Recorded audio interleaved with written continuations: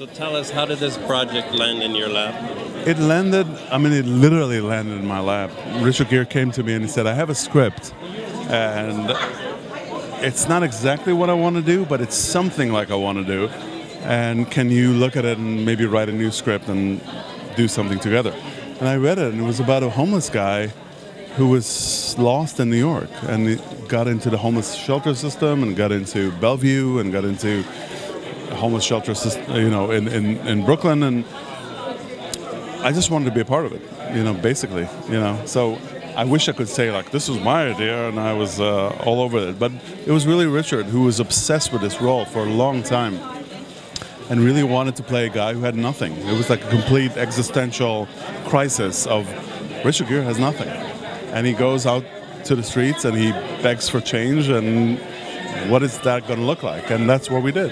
What did you learn from Richard? Humility. Richard is the most humble, open person I've ever met.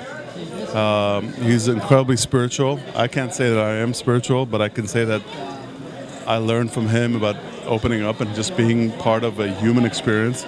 We shot some very risky scenes of him begging on the streets, him being a part of the great humanity of New York, and we learned so much about just being humble and just being, open to the possibilities that compassion exists in the city, and people notice each other, and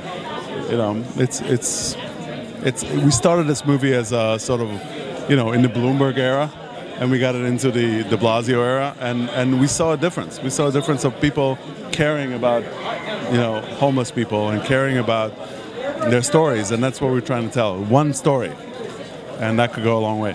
Well, congratulations.